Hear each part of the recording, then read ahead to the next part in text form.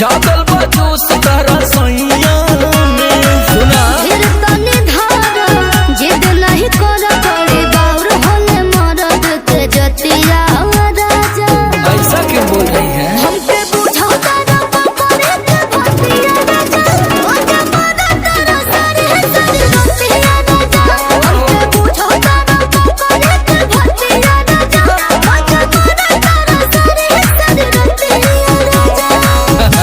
तू ही तो हमारा चुचुका हो।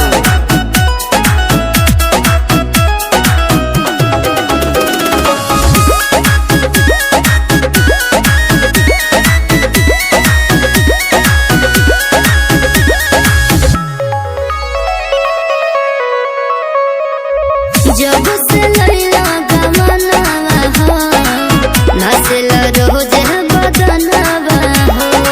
अरे तो कौनो कमी कहीं का? कारण नहीं बुझा ऐसे काहे बोला तारू हमारी सुगनिया, तू ही तो हमार बारू सुना दिल जानिया।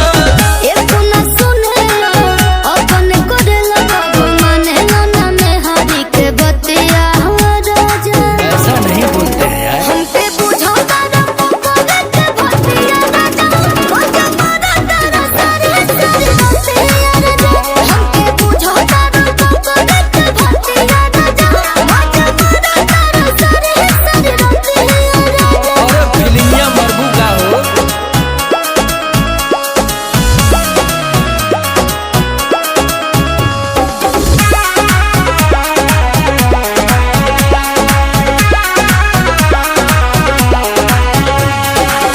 रोज पूरा करे निया डर हो, तब तुला जल बॉर्डर हो।